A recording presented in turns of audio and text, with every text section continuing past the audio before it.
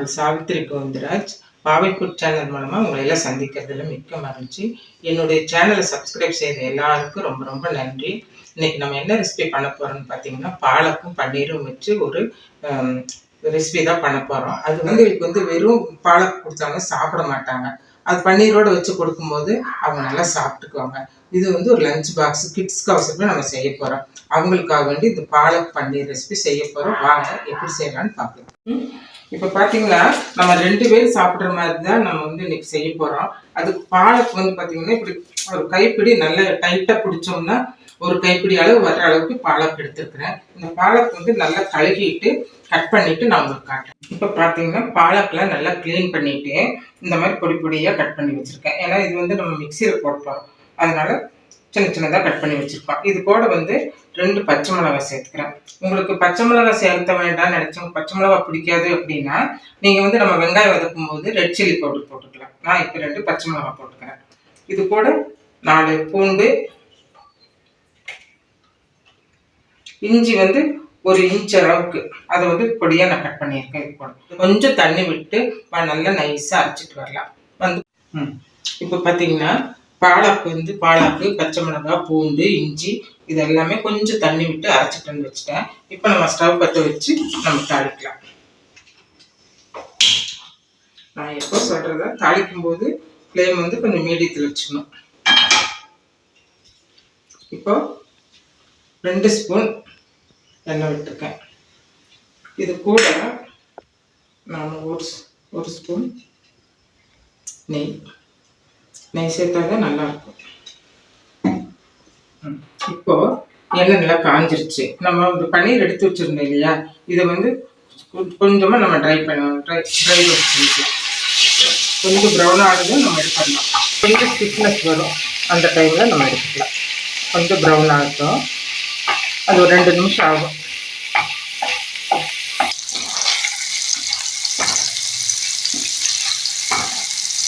இப்போ பன்னீர் பார்த்தீங்கன்னா இந்த ப்ரௌன் கலரை வந்துடுச்சு. இப்போ நம்ம இது தனியாக எடுத்து தட்டில் வச்சிடலாம்.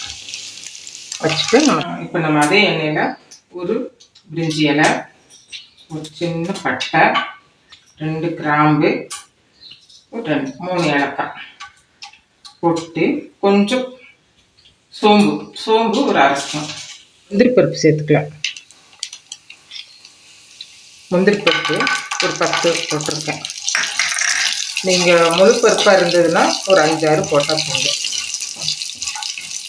இப்போ இந்த பருப்பு கொஞ்சம் ப்ரௌன் கலர் ஆகட்டும். இப்போ முந்திரி பருப்பு நல்லா ப்ரௌன் கலர் ஆகிடுச்சு. இது கூட இப்போ வெங்காயம் சேர்த்துக்கலாம். வெங்காயம் பார்த்திங்கன்னா ஒரு பெரிய வெங்காயம், ஒரு வெங்காயம் எடுத்து ஸ்லைஸாக கட் பண்ணியிருக்கேன். இந்த கப்புக்கு வந்து 1 கப் ஆகிடுச்சு. இப்போ இது நல்லா வேகட்டும். வெங்காயம் நல்லா வெந்து வரட்டும். ரொம்ப ப்ரௌன் கலராக வரணுங்கிறது இல்லை, ஓரளவுக்கு ப்ரௌன் ஆனால் போதும். டீப் ஃப்ரை எல்லாம் பண்ணக்கூடாது. வேண்டான்னு நீங்கள் பச்சை மிளகாய் அவாய்ட் பண்ணிங்கன்னா இந்த டைமில் நீங்கள் வந்து ரெட் சில்லி பவுடர் சேர்த்துக்கலாம். இப்போ நான் வந்து மஞ்சத்தூள் கொஞ்சம் சேர்த்துக்கிறேன், 1/4 ஸ்பூனு. கரம் மசாலா ஒரு 1/4 ஸ்பூன் சேர்த்துட்டு நம்ம மிக்சியில் அரைச்சி வச்சோம்ல பாலக்கு, அதை இப்போ இது கூட சேர்த்துக்கலாம்.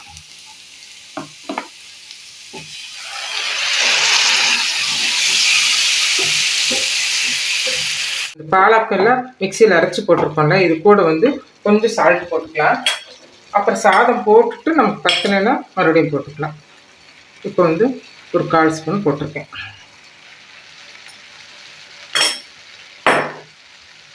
இப்போ இது நல்லா எப்படியும் ஒரு 5 நிமிஷம் வேகணும். வந்து இந்த தண்ணி பாலக்கு இருக்கிற தண்ணி எல்லாம் வத்தணும், பின்னாடி தான் நம்ம ரைஸ் போடணும்.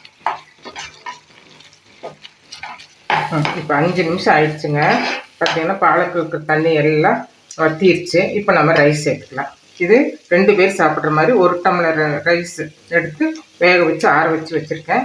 இப்போ இதை கூட கலந்துக்கலாம். நம்ம இது 2 பேர் தாராளமாக சாப்பிட்லாம். இந்த 2 பச்சை மிளகாய் போட்டேன் இல்லையா, அது கரெக்டாக இருக்குது. நீங்களும் பச்சை மிளகாய் சேர்த்துற வந்து 2 மிளகா காரமாக இருக்கிற மிளகா இருந்தால் 2 சேர்த்துக்கோங்க. அப்படி இல்லை பச்சை மிளகாய் அவாய்ட் பண்ணுற மாதிரி இருந்ததுன்னா ரெட் சில்லி சேர்த்துக்கோங்க. அது சூப்பராக ஆயிடுச்சு. சாப்பாடு மிக்ஸ் பண்ணிக்கலாம். பாலக்கு ரைஸு எல்லாம் நல்லா மிக்ஸ் பண்ணணும். மிக்ஸ் பண்ணிவிட்டு நம்ம உப்பு சரியாக இருக்கான்னு பார்க்கணும். இப்போ நான் அப்போதே வந்து ஒரு 1/4 ஸ்பூன் உப்பு போட்டேன். உப்பு கொஞ்சம் பத்தலை. இப்போ அதனால ஒரு அரை ஸ்பூன் போடுறேன். இந்த கம்மியாக உப்பு கொஞ்சம் கம்மியாக இருந்தால் தான் டேஸ்ட் நல்லாயிருக்கும். ரொம்ப உப்பு கறிக்கிற மாதிரி நம்ம உப்பு போடக்கூடாது.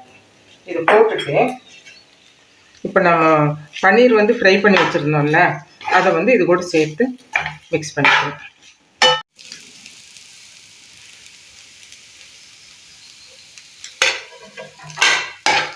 அவ்வளோதாங்க, பாலக் பன்னீர் ரைஸ் ரெடி ஆகிடுச்சு. இது ரொம்ப நல்லா இருக்கும். இது குழந்தைகளுக்கு செஞ்சு கொடுத்து விடுங்க.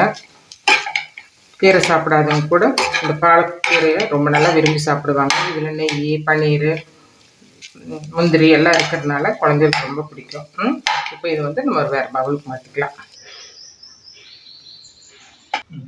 பாலக் பன்னீர் ரைஸ் ரெடி ஆகிடுச்சுங்க. இது ஒரு லஞ்ச் பாக்ஸ் ரெசிபி தான். இது கிட்ஸுகளுக்கு, குழந்தைகளுக்காக இருக்கட்டும், ஆஃபீஸ் போகிறவங்களுக்காக இருக்கட்டும் செஞ்சு கொடுத்து விடுங்க. இது ரொம்ப நல்ல ரெசிபி, ஹெல்த்தியும் கூட. கீரை சாப்பிட மாட்டேன்னு சொல்கிற குழந்தைகளுக்கு இந்த மாதிரி பன்னீர் போட்டு செய்து கொடுக்கும்போது அவங்க ரொம்ப நல்லா விரும்பி சாப்பிடுவாங்க. இதை செஞ்சு பாருங்கள். உங்களுக்கு பிடிச்சிருந்தா இந்த வீடியோக்கு லைக் பண்ணுங்கள், ஷேர் பண்ணுங்கள், சப்ஸ்கிரைப் பண்ண மறந்துடாதீங்க. மீண்டும் ஒரு புதிய வீடியோவில் சந்திப்போம். நன்றி, வணக்கம்.